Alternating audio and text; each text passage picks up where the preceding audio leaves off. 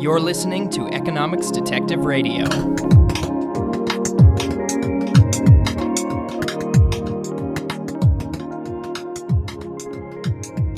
My guest today is Mark Thornton. He's a senior fellow at the Mises Institute and a professor at Auburn University. Mark, welcome back to Economics Detective Radio. Hey, Garrett, it's great to be back on the air with you. So last time I had you on was back in 2016, and we discussed drug prohibition. This time we'll be discussing your new book on the skyscraper curse. So that might sound like a book about urban economics, but it's actually about the business cycle. So, Mark, why don't you explain just in general what is a skyscraper curse? Well, the skyscraper curse is the unlikely connection between the building of a world record-setting skyscraper and a major economic crisis. And that was something that was brought to my attention by a real estate analyst in 1999, a guy named Andrew Lawrence, and he's the one that dubbed that unlikely coincidence the skyscraper curse. And it immediately, in my own mind, I mean, a lot of people made fun of him, but immediately in my own mind, I saw the connection, connecting the world's tallest skyscraper, a new record in the world's tallest skyscraper, and an economic crisis in the Austrian business cycle theory. And so I proceeded to try to find and illustrate that connection in my research. Yeah. So this is an observed correlation between people building record-setting tall buildings and recessions, which typically occur. When in the process do they occur? Like after the building's completed, or while it's being constructed?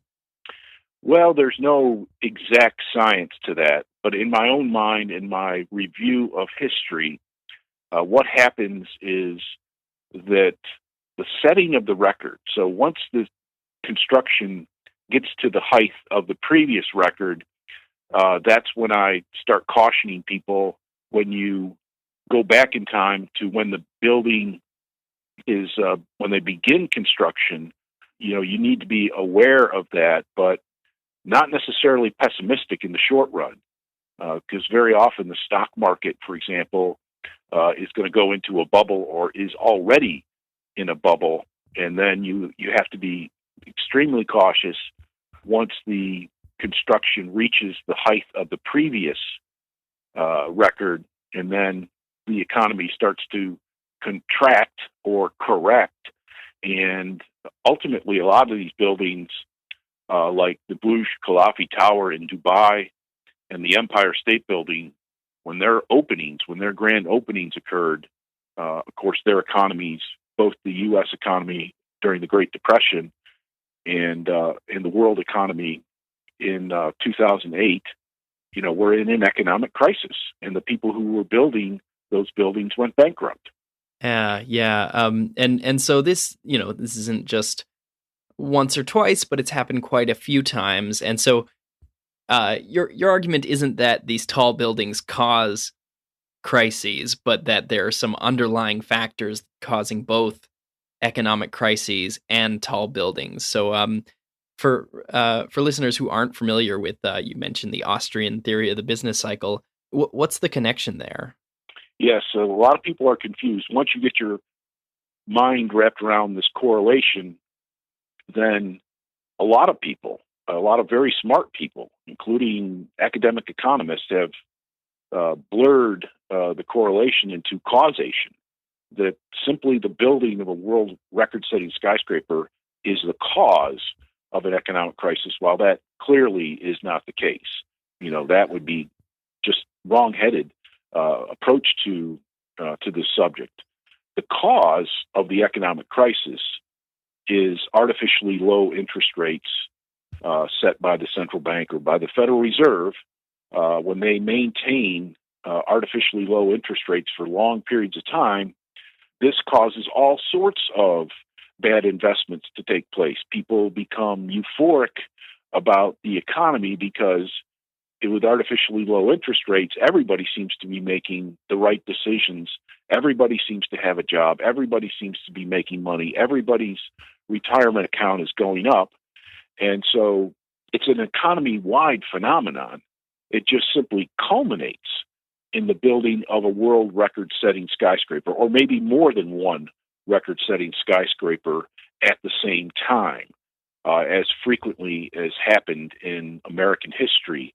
Andrew Lawrence looked only at the 20th century, starting with the Panic of 1907, going to the Great Depression, going to the stagflation of the 1970s, and forward.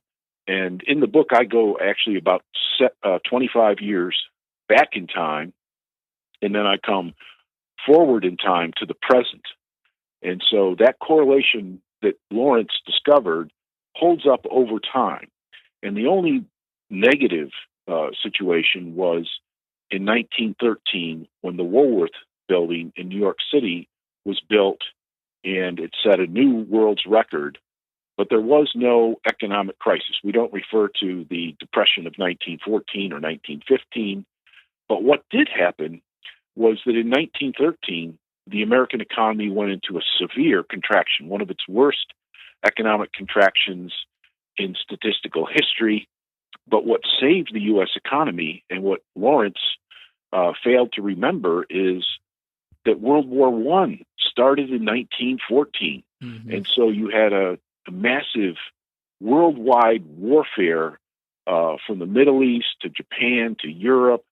The United States only gets involved later, but the fact that the European superpowers were buying American steel, American weapons, American grains, basically put the American economy back to work and at full employment, dragging us out of that severe contraction. So the empirical record of the skyscraper curse, while we don't use exact datings and all that kind of stuff, but for empirical reality, it holds up extremely well. Yeah, I mean, that's the kind of evidence you want to see. Somebody observes a correlation, and then it holds in the places where they didn't observe. You know, the equivalent of a holdout sample in statistics, where you you look for the patterns in your data and then say, okay, do these hold at in the data that I didn't even look at? And if they do, then you know that there's probably something there, and not just noise that you're overinterpreting. Yes, like the like the Super Bowl indicator, which said that the team in the Super Bowl, if it's an American League team compared to the National Conference, then the economy is going to have a bad year. And that was right spot on for 10 years. And since then, the record has been mediocre, about 50%. And so when we stretch the data, when we look at new data, the Super Bowl indicator turns out to be just a coincidence. Right. The other one is sunspots. People observed, I think it's a long time ago, that sunspots were correlated with economic activity, and it became kind of a thing in economics that, this thing that couldn't possibly be really causing shifts in the economy seems to correlate it pretty well. And there's some, and it seems like it's just an example of sometimes things are correlated even when there's not really any causation there. So be wary of interpreting these correlations too strongly. Yeah, William Stanley Jevons put forth the sunspot theory in the 1880s, I believe, and there was some reason to believe in that approach because sunspots do affect our weather, and weather does affect crop production. And back in the 1870s, crop production was the main thing of the economy. But of course, subsequently, agricultural production has a relatively minor effect on the business cycle, and we become much more industrial, much more of an information-based economy, much more in terms of financial services and technology. And so even if Jevons's theory was correct, it's just it's not going to be able to predict the modern business cycle. Mm-hmm. And yeah, I mean, there's sort of theories on top of that. A lot of the time in economics, when you refer to sunspots, it's as a coordination mechanism. So there's maybe this sort of theory. I think it's more tongue in cheek than actually believe that, but it's that maybe traders Yeah. are coordinating on a signal they can all observe. Yeah, I came across this skyscraper curse in Investors Business Daily in 1999, and I started to try to figure out and to be able to explain the connection between the buildings and the economy. And as I was doing that, of course, the World Trade Towers were attacked and blown up. And I thought to myself, well, maybe this approach to explaining business cycles won't hold water anymore because people simply won't build tall buildings. But that, of course, was not the case. The world is building super tall skyscrapers. There was a new record set in 2007. There's a new record-breaking construction project underway right now. So that fear that I had about the possible irrelevance of the skyscraper curse did not come about yet. So let's get more into detail about this theory of the business cycle. So you alluded to the fact that cheap credit, having low interest rates, makes it so everybody's investments are paying off and the economy is booming. Why is that so? So when interest rates are low, when credit is cheap, it's easy to get a loan at a low price, and how does that connect to economic activity? Well, in many ways, and the important thing is to note is that artificially low interest rates not only increase the amount of investment, but they change the type of investment. They change it from the normal time orientation of investments to much, much longer run type investments. And so, the development of pharmaceutical drugs and products is a good example of a very long-term investment that people are looking at. Development of drugs taking many years to occur, and then testing takes many years to occur, and then you have a shelf life of where the product might be relevant for 10 or 15 or maybe 25 years.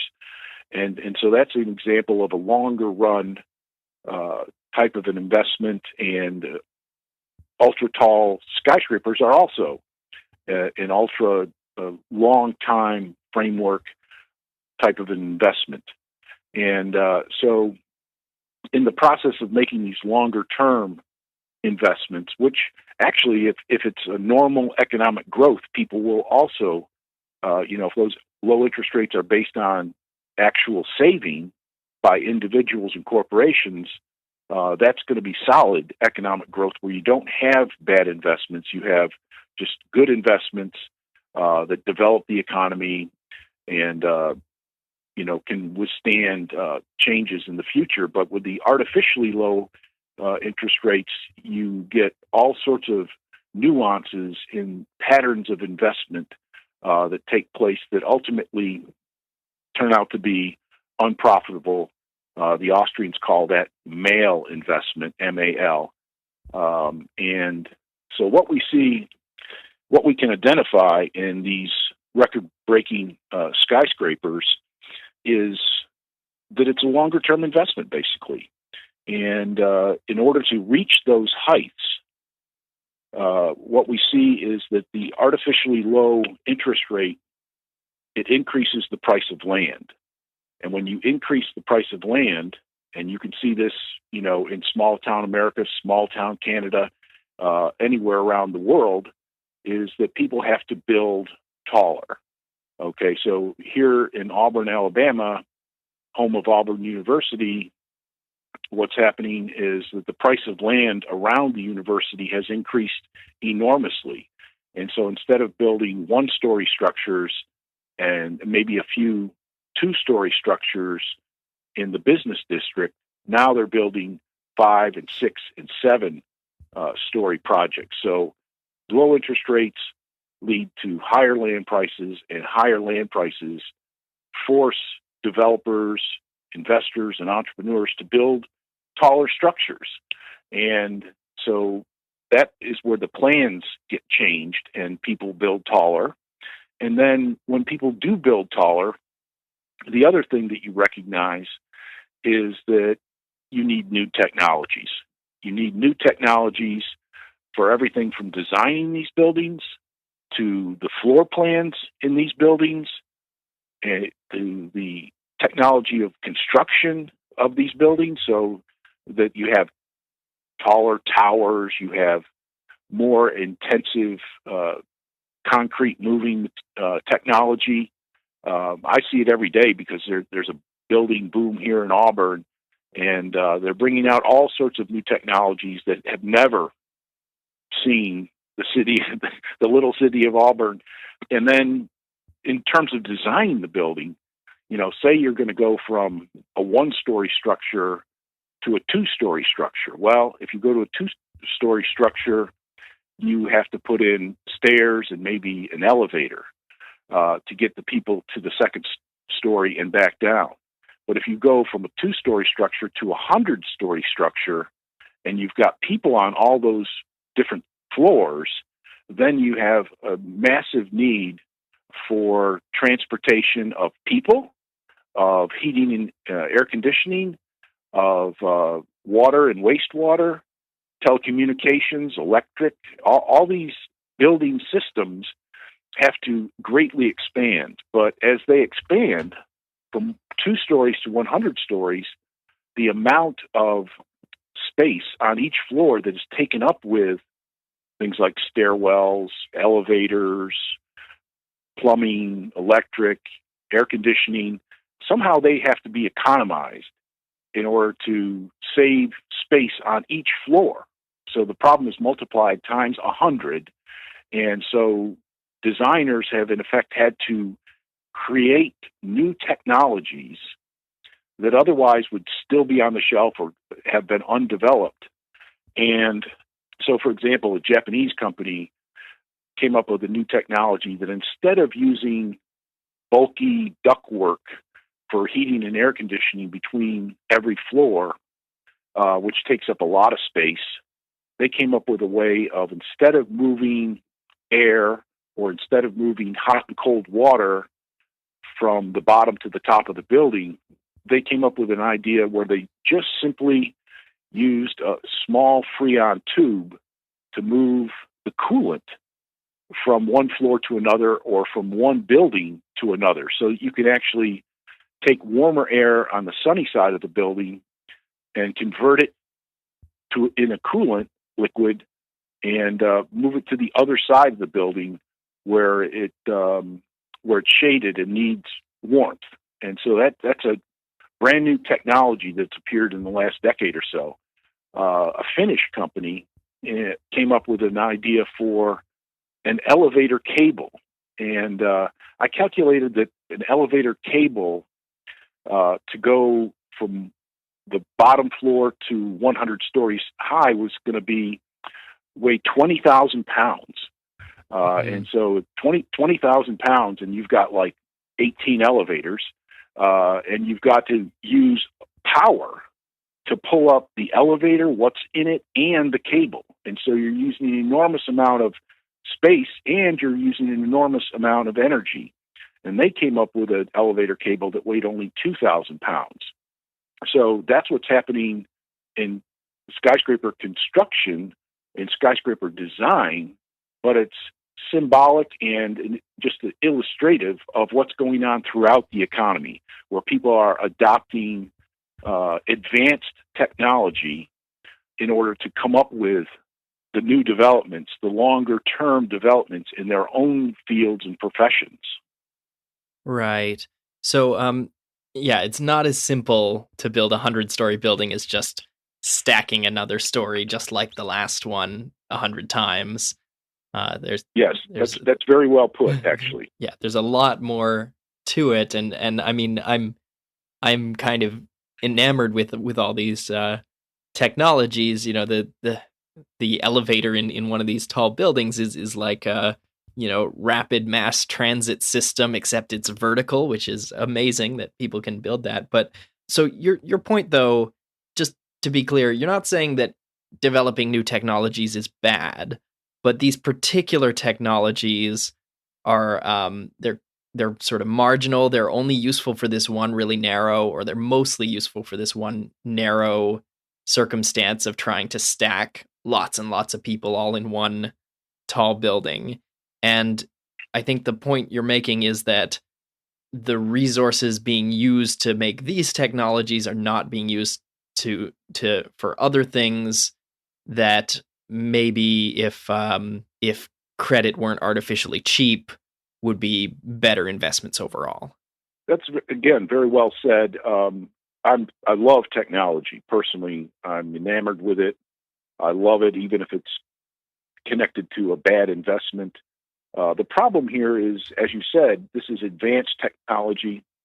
It may never have been necessary, but the problem is when the economy sinks during the economic crisis, all of these new technologies are really not very useful at all. The value that went into them is now simply not there.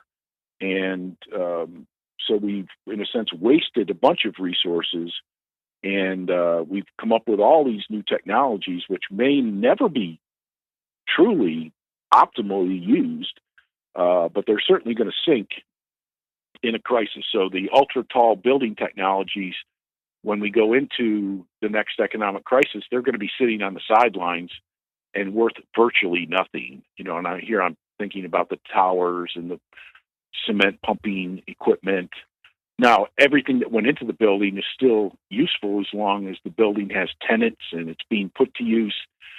There's another cool technology that somebody came up with where when all the employees come to work in their get out of their car in the parking lot, or they get off the bus or off their Uber ride, and they come into the building.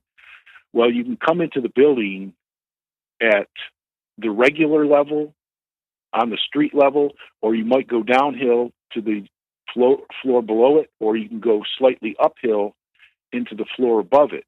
And then you're confronted with the elevator, but it's a 3-story elevator.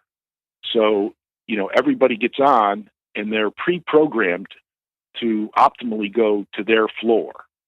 So, you know, it's all computerized, of course, and that triple stacking allows the elevator to carry 3 times the number of people without wasting too much time dropping people off and picking people up. So, I mean, it's a lot of really cool technology.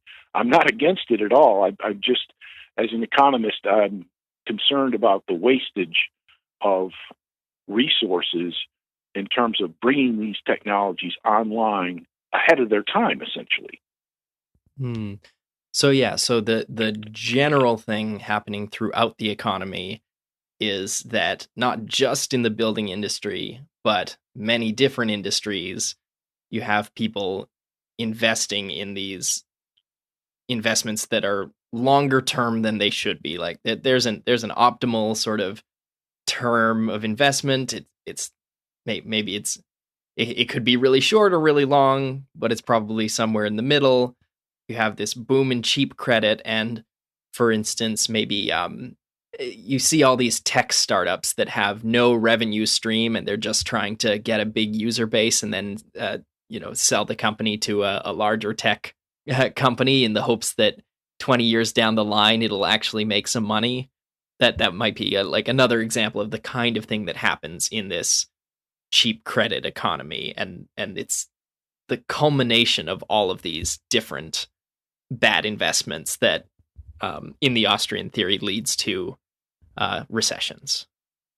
That's a great example, because when you see that kind of behavior where people are starting up businesses with the primary purpose of just unloading the business on somebody else, that's when you're should be really sharply concerned that it's the Austrian business cycle theory at work rather than just normal economic growth. And so, you see that kind of behavior, like flipping houses is another example of that, where you buy a house with no idea that you're going to actually live there or rent it out. You're just buying it with the hopes of selling it to somebody else for more money. We had that phenomenon here in Auburn back in the housing bubble. People were building luxury game day condominiums all around the university, particularly close to the football stadium. And I interviewed a bunch of these people and asked them, why are you spending so much money on a place like this when, the mortgage payments are way above the cost of actually going to the game, of renting a hotel, of, having your meals made for you. And every single one of them said, well, we can always sell it for more later on. Well, of course, they couldn't. And another example of this is the pharmaceutical industry developing these long-term projects, also in this same empirical view, you see lots of acquisitions and mergers, which is your point. That kind of thing goes on very rapidly in large numbers and large dollar amounts as the boom expands. People are trying to get resources, make investments, and one of the quickest ways of obtaining a lot of resources is just buying other companies, their products, and their customer base. So, yes, all of that is involved, and the skyscraper is just the most obvious thing that's happening, but many, many other things are happening throughout the economy. There's very little that goes untouched, that goes completely untouched in these boom-bust cycles. A gas station might not be impacted very much, but many large corporations are going to be impacted as a result of the misinformation that has been created by these artificially low interest rates. Right. So expand on the misinformation part. So this ties in with the idea of prices transmitting information. What in what way is there misinformation in this situation? Well, in many, many ways, but primarily, of course, the artificially low interest rates means easier access to capital, to loans specifically. And this is what creates a greater quantity of investment in the economy and a longer run view of the economic future than otherwise would be the case.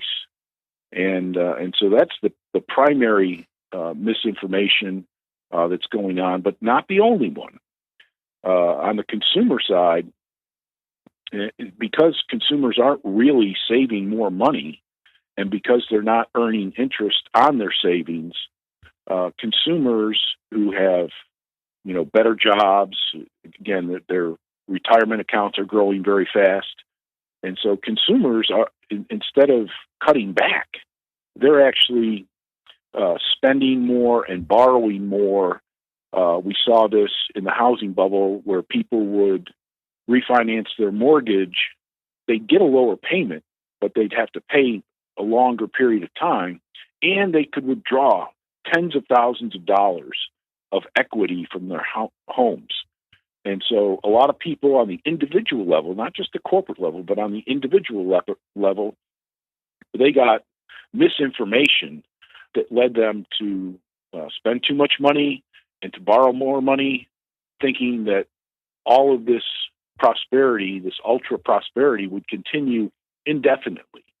And when I was talking about the housing bubble from roughly the beginning of 2004 through 2007, people were aghast. In the media was talking about, and Federal Reserve economists were talking about that you can never lose money in housing. Housing prices never go down. Federal Reserve officials were saying there is no housing bubble. And so when I would bring the topic up, people were aghast. They couldn't believe it when I made presentations on this subject. As a matter of fact, I did a presentation on campus in 2006, I think it was, about the luxury game day condominiums. And instead of just the economics club showing up with curious faces, bankers and construction people actually showed up and filled the room. And it was actually a little bit scary because nobody was smiling, and everybody was upset that I would even bring this topic up. And it was a little disconcerting because the doors were all the way in the back of the classroom, and I was sort of more or less trapped at the front of the classroom.